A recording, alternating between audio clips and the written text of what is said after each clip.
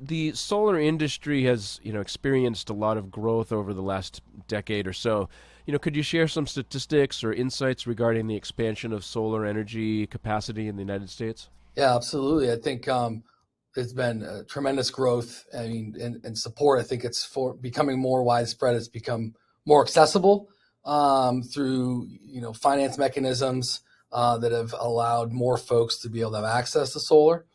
And then there's been a lot of legislation, nationally and in individual states to really help drive the growth and again access for individuals and businesses to access solar. So in the United States, right now I think it's actually this is potentially as of 2021 there was 149 gigawatts of solar capacity installed nationwide, which is the equivalent of enough electricity to power 26 million homes. So significant. And if we look at what, in the last decade, there was 625 thousand megawatts, and then now it's over. I mean, it's a number that I think it's 95. I mean, it's exponential. I won't even try to get the numbers correct here. And this is all data from SIA, who is also pulled from Wood Mackenzie, who is they're the kind of the leader researchers in the space. And then I think what's also exciting is we're based in Massachusetts. And being a super friendly solar state, we don't have any fossil fuels or other energy fuels here. So one of the ways that we can have some energy independence and some security is by investing in renewables.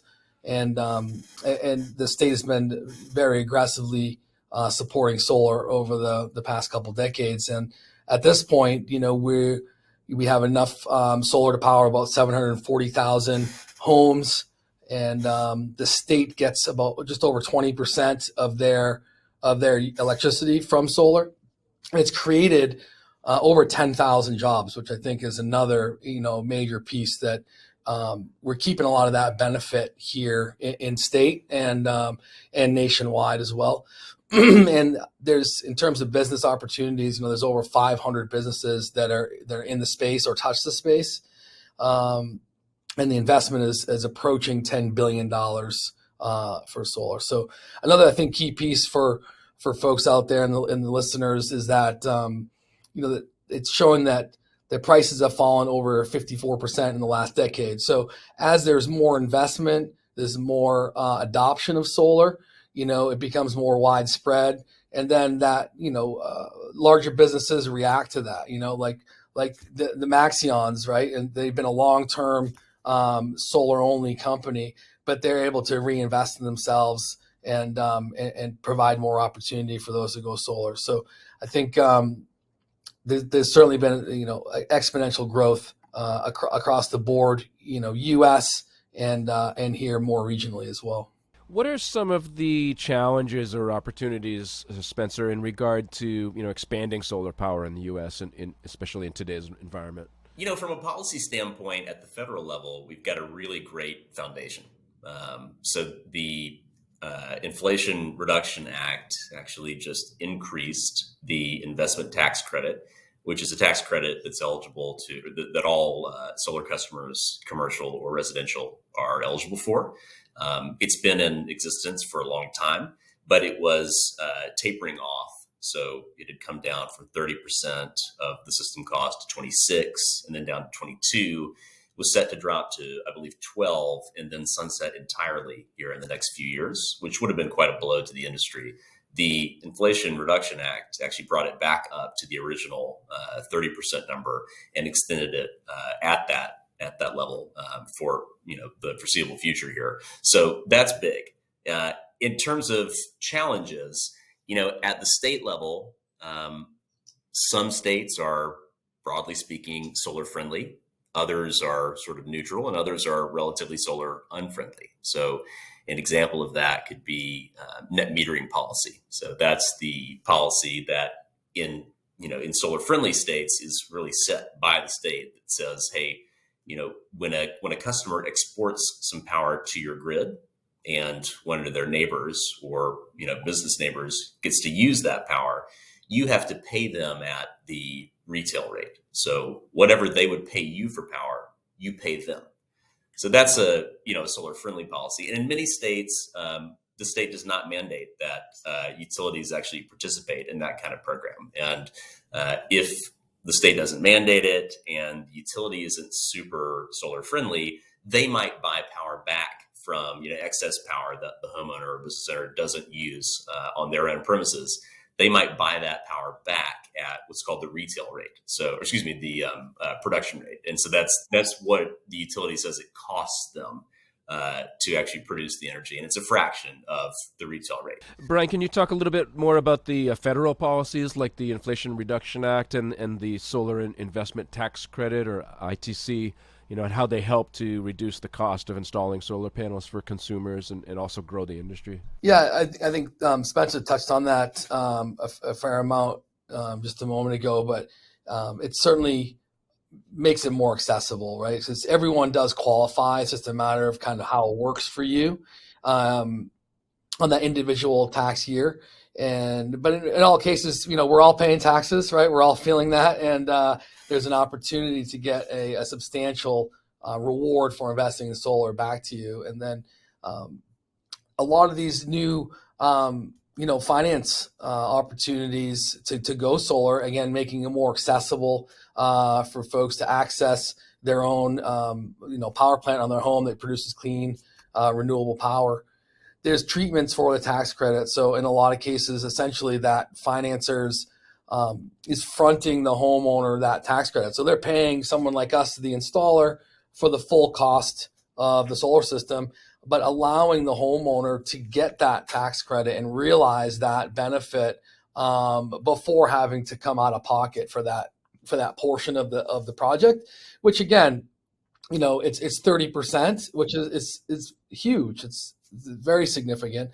And then if there's other incentives, rebates that can be paired along with that, in Massachusetts, we have $1,000 state tax credit. New Hampshire has a rebate, which is kind of first come, first serve. If it's funded at $1,500, those things can be wrapped into financing. But, there's a lot of opportunity for that. Now, on a commercial level, there's other pieces, right? There's some domestic content adders that can accelerate that tax credit.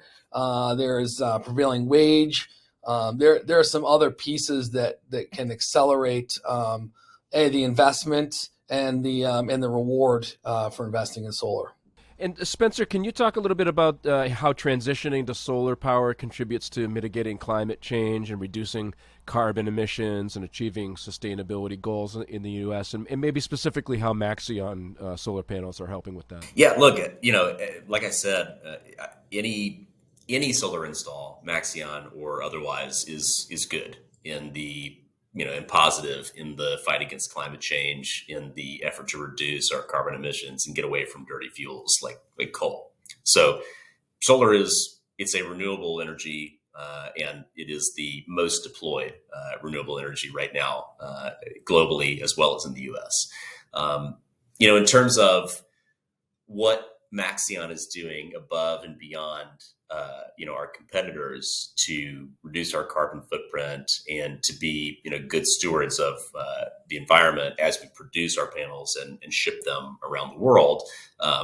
We've gone to great efforts to localize production. So we have factories in Malaysia, in France, in Mexico, and in the Philippines, such that we are avoiding, for the most part, shipping containers across the ocean that were produced far away. We actually also just recently announced that we will be building a U.S. factory to take advantage of and to allow our customers to take advantage of, as Brian mentioned, some of the other adders, like the domestic content adder that exist in the Inflation Reduction Act. We make every effort that a manufacturer can to reduce carbon emissions. We also have reduced our usage of water significantly at our Mexico facilities, which feed the U.S. product. That's where everything that's installed here comes from. And we also, again, are the only factory, we're the first factory, excuse me, that was certified net zero in Mexico, first factory of any kind. And that comes from a combination of efforts to draw down the energy that we actually use in production, as well as produce much of that energy from renewable resources. Yeah, so Brian, the integration of solar energy with battery storage is also gaining traction. Can you elaborate a little bit on the synergies between batteries and solar power, and how you combine those technologies? Again, solar gave us some energy independence, right? as potentially regions, or and individuals and businesses or individual homeowners and families as well. So storage and batteries takes that to the next level. Right now, some folks don't always understand that. That's some of the things that we guide them through. Right, we assume we have a solar system in our house, we should always have power. But for safety reasons, when the grid goes down, there's a signal that is not seen by the inverter, and therefore it shuts the solar off. So we're not back feeding the grid with electricity and injuring the people that are trying to get the grid back up and running. So batteries serve as an electric solar power generator, and in conjunction with a transfer switch that's automatic, when that signal is dropped from the grid and your solar system's not seeing that anymore, and instead of shutting off, the automatic transfer switch for the battery system, or what we call ESS, energy storage system, is engaged. It drops the house off of the grid, and now it engages the battery, and your solar system and your battery are working in conjunction together to power the home. So again, like as time goes on, it gives more energy resilience. The technology is maturing. There's a lot more battery companies and manufacturers coming to market, and then always trying to work on that technology, and more and more folks are adopting it. Here in Massachusetts, there's also additional incentives for investing in solar, especially if you're willing to allow the utility to have access to that power during demand response, or through demand response and peak events. So for instance, some of the days we've been having here in the Northeast, regionally hot and humid, right? So everyone's got their AC on, the pool pumps are running, everyone's trying to stay cool, and that's a massive demand on the grid. And for those that have energy storage systems that will opt into these programs, they're allowing the utility to pull that power. And so similarly to, net metering with solar, you're pushing power back onto the grid, or in this case, the utility pulling power, and it's going and powering your neighbors' homes. And then they're going to compensate you for that electricity.